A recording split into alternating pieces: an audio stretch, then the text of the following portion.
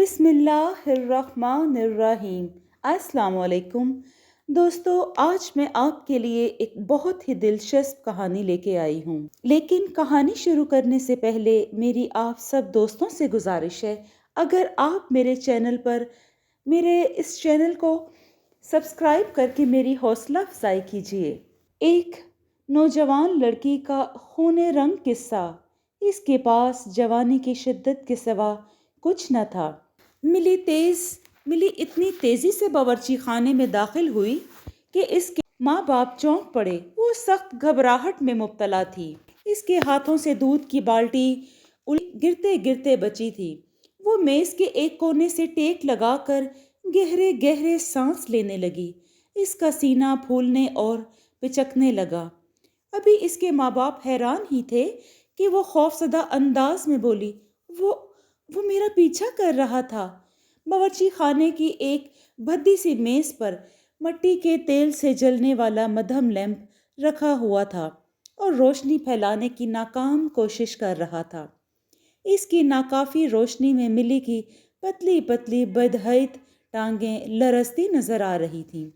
اگر روشنی تیز ہوتی تو ملی کے چہرے کے مایوسانہ تاثرات بھی صاف دکھائی دیتے۔ اس کی ماں نے وہ پتلون میز پر پٹخ دی جس کی وہ مرمت کر رہی تھی۔ اس نے ملی کو غور سے دیکھ کر کہا، کون ہے وہ؟ کس نے تمہارا پیچھا کیا؟ ہانسے نے۔ ملی نے اب دیدہ ہو کر اپنے خشک بال ایک جھٹکے سے پیچھے ہٹاتے ہوئے کہا، آج تو میں بڑی مشکل سے بچی ہوں ماں، اس نے تو مجھے پکڑ ہی لیا تھا۔ ملی کے رخساروں پر سرخی سی چھا گئی۔ اس کی چھوٹی چھوٹی آنکھیں مدھم روشنی میں چمک رہی تھیں۔ کیا؟ اس نے؟ ماں اس نے آگے سے کچھ کہہ نہ سکی۔ وہ شدید بے چینی کے عالم میں کرسی پر بیٹھ گئی تھی۔ نہیں ماں، ملی نے تسلی دینے کے انداز میں کہا، اگر میں زور لگا کر خود کو چھڑا نہ لیتی تو ملی کا باپ دیر سے ایک ہتھوڑے کا معائنہ کر رہا تھا۔ اس نے اسے نیچے رکھ دیا اور ملی کو گھورنے لگا۔ اس کی داڑھی ایک ہفتے سے بڑھی ہوئی تھی۔ وہ مزمل اور بیمار نظر آ رہا تھا۔ اس نے نحیف آواز میں کرختگی سے پوچھا، اس گڑبڑ میں تم نے سارا دودھ گرا دیا کیوں؟ نہیں ڈیڈی، ملی نے جلدی سے بالٹی اٹھا کر اس کے نزدیک لے جاتے ہوئے کہا، سارا دودھ نہیں گرا، البتہ تھوڑا سا ضرور گر گیا ہے۔ یہ تھوڑا سا گرا ہے؟ اس کے باپ نے بالٹی میں جھانکتے ہوئے اسی لہجے میں کہا، یوں کہو کہ تھوڑا سا باقی بچا ہے۔ دودھ دوہنے میں بھی تم نے گھنٹوں لگا دیے۔ میں کیا کرتی؟ ملی نے منہ بسورتے ہوئے کہا، زنجیر گم ہو جانے کی وجہ سے گائے قابو میں آتی ہی نہیں تھی، بار بار اپنی جگہ سے ہٹ جاتی تھی۔ اچھا، ملی کی ماں نے بیزاری کے ساتھ اپنے شوہر سے کہا، تم دودھ کے متعلق بعد میں فکر کرتے رہنا، اس وقت یہ سوچو کہ اس ذلیل نے کتنی مذموم حرکت کی ہے۔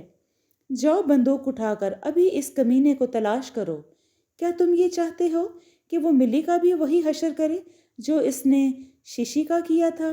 یہ سب فضولیات ہیں، ہر بات بے سوچے سمجھے آنکھ بند کر کے مت مان لیا کرو۔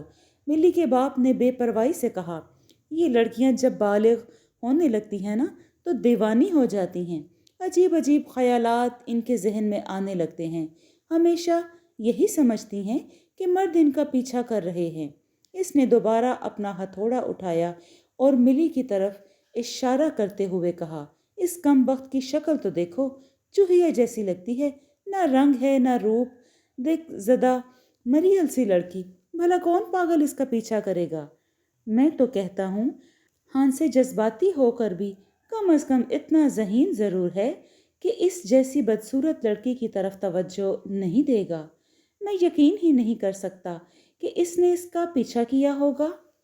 ملی نے بڑی بے باکی سے اپنے باپ کی آنکھوں میں آنکھیں گاڑ دیں۔ اس کی زرد آنکھیں بلی کی آنکھوں کی طرح چمکنے لگی۔ اس نے کہا، یہ ضروری نہیں کہ ہر شخص اچھی صورت ہی تلاش کرے، دنیا میں بدصورت لڑکیاں بھی تو ہوتی ہیں آخر۔ بکواس بند کرو، اس کا باپ دھاڑا، تمہاری زبان کینچی کی طرح چلنے لگی ہے، شرم نہیں آتی اس طرح کہتے ہوئے؟ اس نے ہتھوڑے کو ایک جھٹکا دیا، صرف دستہ اس کے ہاتھ میں رہ گیا۔ تمہاری ماں نے تمہیں کیا یہی سکھایا ہے؟ ملی کی ماں نے کڑوے لہجے میں کہا۔ یہ باتیں چھوڑو، باہر جاؤ اور اس حرام زادے کو تلاش کرو۔ ایسا نہ ہو کہ ششی کی طرح ملی بھی کسی روز باڑے میں مردہ حالت میں پائی جائے اور اس کے کپڑے بھی ششی کے کپڑوں کی طرح پھٹے ہوئے ہوں۔ ملی کے باپ نے ہتھوڑا ٹھیک کرتے ہوئے کہا، چھوڑو بھی، ضروری نہیں کہ ششی کو ہانسے نے ہی ہلاک کیا ہو، یہ کام کسی اور کا بھی تو ہو سکتا ہے۔ ہرگز نہیں، یقیناً یہ ہانسے کا ہی کام ہے۔ تم خواہ مخواہ اس کی وکالت کیوں کر رہے ہو، حالانکہ تم بھی اچھی طرح جانتے ہو کہ اس کی ٹوپی ششی کی لاش کے قریب پائی گئی تھی، اس کا چاقو بھی وہیں پڑا تھا، اور پھر اس علاقے میں اس کے سوا کوئی اور شخص ایسا نہیں ہے جس پر قتل کا شبہ کیا جا سکے۔ تم اٹھ کر اسے تلاش کرتے ہو یا نہیں؟ ملی کی ماں نے پیر پٹک کر کہا۔ ملی کے باپ نے بڑی مشکل سے زمین سے پیر بلند کر کے لیمپ کی روشنی میں سٹول پر رکھا۔ پاؤں پر میلے اور پرانے کپڑے کی پٹیاں بندھی ہوئی تھیں۔ تم اچھی طرح جانتی ہو کہ میرے لیے چلنا زیادہ مشکل ہے۔ میں اس زخمی پاؤں کے ساتھ کہاں تک گھسیٹتا پھروں گا خود کو؟ ہائے تمہارا پاؤں! ملی کی ماں نے طنزیہ انداز میں کہا۔ کیوں باتیں بنا رہے ہو؟ ہلکی سی سوجن ہی تو ہے، ٹوٹ تو نہیں گیا نا؟ مگر میرے لیے تو اسے ہلانا بھی ایک عذاب ہے۔ معلوم نہیں کیوں اتنی تکلیف ہونے لگی ہے۔ شاید وہ ابھی گیا نہ ہو، ملی نے کہا۔ وہ اتنی دیر سے بڑے تحمل کے ساتھ بھولی بھالی لڑکیوں کی طرح اپنے ماں باپ کی نوک جھوک سن رہی تھی۔ ہو سکتا ہے وہ اب بھی موقع کی طاق میں کہیں آس پاس ہی موجود ہو۔ جائے گا کہاں؟ ایک دو دن میں پکڑ لیا جائے گا، ملی کے باپ نے ٹالتے ہوئے کہا، اور اس وقت باہر جانے کے لیے بالکل تیار نہیں تھا۔ سنا ہے ششی کے معاملے میں پولیس ابھی تک تلاش کر رہی ہے۔ پرسوں اسے بوڑھے جارج نے کھلیانوں میں پکڑ لیا تھا، مگر وہ کمینہ اسے دھکا دے کر پھر بھاگ نکلا۔ میں کچھ نہیں جانتی۔ اس وقت پولیس والوں کی بیٹیاں نہیں بلکہ ہماری بیٹی خطرے میں ہے۔ ملی، تم لالٹین جلا کر لاؤ۔ اس نے اپنے شوہر کی طرف دیکھا۔ اور تم بندوق اٹھاؤ اور باہر جا کر ایک نظر ڈالو، ممکن ہے وہ کہیں دکھائی دے جائے۔ ملی نے جلدی سے لالٹین جلائی۔ پرانی لالٹین کی بتی سے دھواں نکل کر شیشے کے ایک حصے کو سیاہ کرنے لگا۔ ملی کے باپ نے بیوی کی حکم عدولی مناسب نہ سمجھی۔ اس نے بادل نخواستہ اٹھ کر لنگڑاتے ہوئے اپنی بندوق تلاش کی اور اس میں ایک کارتوس ڈالا۔ ملی کی ماں نے اس کی پتلون کی مرمت ختم کرتے ہوئے کہا، لو اسے پہن کر باہر جانا۔ ملی کے باپ نے اپنی نکر دیکھی۔ نکر بے حد پوسیدہ تھی۔ پھر اس نے پاؤں کی پٹیاں دیکھیں اور منہ بناتے ہوئے بیوی سے مخاطب ہوا، پتلون پہننے کے لیے مجھے یہ پٹیاں اتارنی ہوں گی، جیسا کہ تمہیں پیوند لگانے کے لیے پتلون دیتے وقت ہوا تھا، حالانکہ ابھی اس کی مرمت کی ضرورت ہی کیا تھی۔ پھر باہر سے واپسی پر مجھے دوبارہ اس عذاب سے گزرنا پڑے گا۔ میں اسی طرح باہر جاؤں گا۔ ہانسے کو میری پتلون کی نہیں، بندوق کی فکر ہوگی۔ ملی لالٹین اٹھائے اپنے باپ کے ساتھ ساتھ تھی۔ باپ نے مشکل سے قدم بڑھاتے ہوئے کہا، ہاں اب بتاؤ، اس نے کس جگہ تمہیں پکڑنے کی کوشش کی تھی؟ باڑے کے بالکل پاس۔ میں جیسے ہی باہر نکلی اس نے مجھے پکڑ لیا، پھر وہ مجھے اندر لے جانے کی کوشش کرنے لگا۔ ملی نے لکنت سے بتایا۔ بہت بدذات ہے وہ، باپ نے ناک چڑھا کر کہا۔ وہ بار بار اپنی بندوق اس طرح سنبھال لیتا جیسے اسے اس کی ضرورت پڑنے ہی والی ہو۔ باڑہ مکان کے سامنے ہی تھا۔ ملی کی ماں مکان کے دروازے پر کھڑی تھی اور ان دونوں کو باڑے کی طرف جاتے ہوئے دیکھ رہی تھی۔ اسے صرف لالٹین کی حرکت سے پتہ چل رہا ہوگا کہ دونوں آگے بڑھ رہے ہیں۔ پھر جب وہ باڑے کے اندر چلے گئے تو اسے کچھ نظر نہیں آ رہا تھا۔ باڑے کے اندر ان کی گائے بڑی بے نیازی سے بیٹھی ہوئی جگالی کر رہی تھی۔ گائے نے بے تعلقی سے لالٹین سمیت دو متحرک سائے اندر آتے دیکھے اور بدستور جگالی کرتی رہی۔ قریب ہی وہ بیل بھی بندھا ہوا تھا جس نے زور سے پاؤں مار کر ملی کے باپ کو زخمی کر دیا تھا۔ اس نے بھی ان پر ایک غلط انداز سے نگاہ ڈالی۔ شاید وہ اپنے مالک کے پاؤں پر پٹیاں بندھی دیکھ کر لطف اندوز ہو رہا تھا۔ ملی نے لالٹین ذرا اونچی کر کے چاروں طرف دیکھا۔ ڈیڈی، یہاں تو ایسی کوئی جگہ نہیں جہاں کوئی چھپ سکے۔ کیا خبر وہ کہاں چھپا ہوگا؟ واقعی یہاں تو کوئی چڑیا کا بچہ بھی نہیں چھپ سکتا، ملی کے باپ نے تائید کی۔ پھر اس کی نظر لکڑی کی سیڑھی سے ہوتی ہوئی اوپر اس نیم پر چھتی پر پڑی جہاں چارہ سنبھال کر رکھا جاتا تھا۔ ہو سکتا ہے وہ مردود وہاں جا چھپا ہو۔ اف، میرا پاؤں بہت دکھ رہا ہے۔ ڈیڈی، آپ اوپر چڑھ کر کم از کم دیکھ تو لیں۔ ملی نے اس کے پاؤں کی طرف ہمدردی سے دیکھتے ہوئے تجویز پیش کی۔ نہیں، میرے لیے یہ بڑا مشکل ہے۔ تم ایسا کرو کہ خود لالٹین لے کر سیڑھی پر چڑھو اور اچھی طرح سے تلاش کرو۔ اگر وہ اوپر موجود ہے تو یقیناً آج میرے ہاتھ سے بچ نہیں سکتا۔ ملی کے باپ نے دانت پیستے ہوئے کہا۔ اگر وہ وہیں ہوا تو مجھے بھی پکڑ لے گا، ملی نے خوفزدہ آواز میں کہا۔ اس وقت وہ تمہیں کچھ نہیں کہہ سکتا، میں یہاں پر موجود ہوں۔ ملی سیڑھی پر چڑھ رہی تھی، اس کا باپ بندوق تھامے بالکل تیار کھڑا تھا۔ ملی نے لالٹین بلند کر کے اچھی طرح ادھر ادھر دیکھا۔ یہاں تو کوئی نہیں ہے ڈیڈی۔ پھر وہ سیڑھیوں سے اترنے لگی۔ جب وہ نیچے اتر آئی تو اس کا باپ اپنا پٹیوں والا پاؤں زمین پر رگڑ کر صاف کر رہا تھا۔ یہ کمبخت گائے باڑے میں چاروں طرف مٹر گشتی کرتی رہتی ہے۔ اس کی زنجیر چوری نہ ہوئی ہوتی تو ہر طرف گوبر نہ ہوتا۔ پھر وہ واپس گھر کی طرف چلنے لگے۔ تھوڑی دور جا کر ملی کے باپ نے کہا، بیٹی، کل تم چارہ کاٹ کر نیم چھتی میں سنبھال کر رکھ دینا۔ برف باری کا موسم سر پر آ چکا ہے۔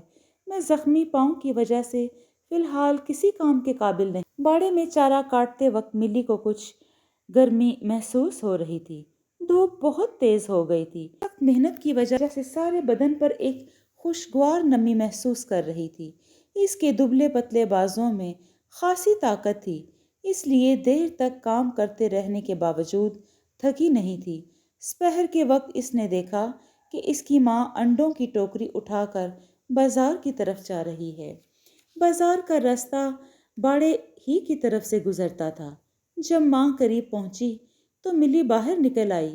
ماں نے کہا، آج تمہاری جگہ میں بازار جا رہی ہوں ملی، کیونکہ مجھے ڈر ہے کہ وہ کمبخت تمہیں آج پھر نہ ڈھونڈ رہا ہو۔ تمہارا باپ بندوق لیے کھڑکی سے دیکھ رہا ہے۔ اگر آج ہان سے باڑے کی طرف آ گیا تو زندہ واپس نہیں جائے گا۔ لیکن ماں، کہیں وہ راستے میں تمہیں پریشان نہ کرے۔ ارے اس کی کیا مجال، ملی کی ماں نے آنکھیں نکال کر کہا اور ٹوکری سے ایک لمبا چھرا نکال کر ملی کو دکھایا۔ میں اس کا قیمہ نہ بنا دوں اگر میرے سامنے آئے۔ جب ملی نے ماں کو دور سڑک کے آخر میں غائب ہوتے دیکھا تو اس نے اپنے ہاتھ کا ٹوکرا زور سے زمین پر پھینک دیا۔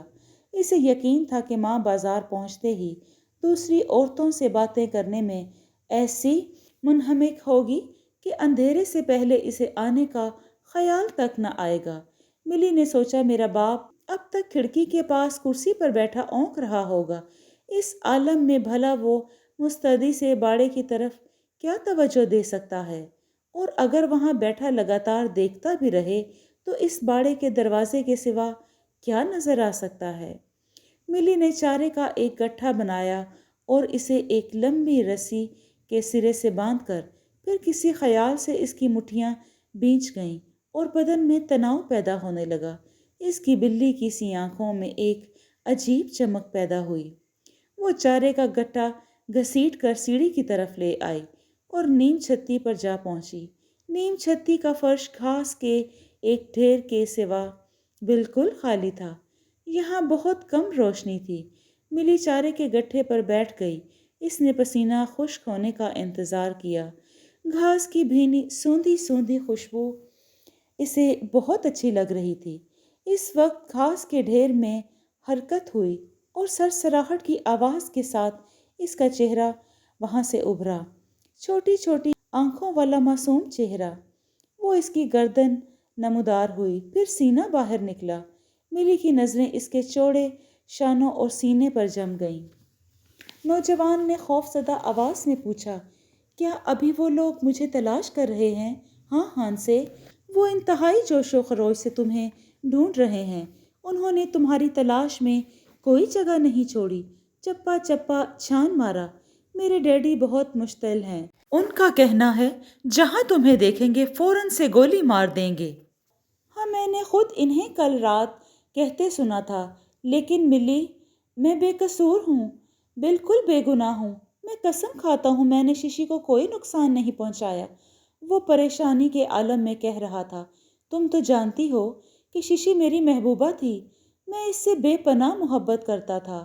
भला कोई शख्स अपनी महबूबा को मार सकता है? क्या कोई इतना संगदिल हो सकता है कि जिसे प्यार करे उसे ही ख़त्म कर दे? इतनी प्यारी और वफादार महबूबा को, आह, वो कितनी खूबसूरत और नेक दिल थी, बहुत खूबसूरत थी, और उससे ज़्यादा, कहीं ज़्यादा खूबसूरत उसका दिल था। ठंडे दिल से सोचो, मैं इसे कैसे हलाक कर सकता हूँ? इसे तो कोई ऐसा आदमी हलाक कर सकता है जो इसे शदीद मुतनफ़िर होता हो। मुजरिम मुझे समझ रहे हैं, लेकिन मैं यकीन दिलाता हूँ कि मैंने कभी उसके बारे में गलत नहीं सोचा। सभी तुम्ही को मुजरिम समझ रहे हैं। हांसे, पुलिस को भी कामिल यकीन है कि शिशी को तुमने ही मारा है। इसकी लाश के पास तुम्हारी टोपी भी मिली है और तुम्हारा चाकू भी वहीं से दस्तयाब हुआ था। ये तुम्हारी चीज़ें तुम्हारे जुर्म का बहुत बड़ा सबूत है। लेकिन मैंने इसे नहीं हलाक किया। वो तो महज मजाक में शिशी ने मेरा चाकू मुझसे छीन लिया था और मैंने अपनी टोपी इसे पहना दी थी। मेरी टोपी इस पर किस कदर जच रही थी। आह, हांसे ने कलेजा थाम लिया। लेकिन अब वो इस दुनिया में नहीं रही हांसे, मिली ने तल्ख लहजे में कहा, और उठकर हांसे के पास घास पर जा बैठी। अब वो बहुत दूर जा चुकी है। तुम कब तक इसे याद करते रहोगे? अब तो सिर्फ तुम्हारे पास मैं रह गई हूँ। मैं। अब तुम्हें मुझसे मोहब्बत करनी चाहिए। मेरी तरफ देखो, मेरी आंखों में झांको। चिराग लेकर भी ढूंढोगे ना तो मुझ जैसी मोहब्बत करने वाली लड़की तुम्हें कहीं नहीं मिलेगी। इसने चेहरा हथेलियों से ढांप लिया और सिसकने लगी। चंद लम्हों बाद इसने हसरत से हांसे की तरफ देखकर कहा, मुझे अपने बाजुओं में छुपा लो हांसे, जिस तरह तुम शिशी को। हांसे ने झुका हुआ चेहरा उठाया और गौर से मिली की तरफ देखा और सवालिया अंदाज में इसे देख रहा था। फिर यकायक इसे ऐसा महसूस हुआ जैसे कोई उलझन सुलझ गई हो, गुत्थियां सुलझ रही हों, और जैसे कोई अहम मसला हल कर लिया हो। मिली, एक बात पूछूं? हाँ कहो। क्या तुमने शिशी को हलाक किया है? मेरा ख्याल है तुम ही हो जो ऐसा कर सकती हो। हांसे की आंखों में आंसू आ गए। बिल्कुल यही बात है। तुम्हें शिशी से नफरत थी ना, इसकी खूबसूरती से, और तुम इससे हसद करती थी क्योंकि सब लोग इसको बहुत पसंद करते थे।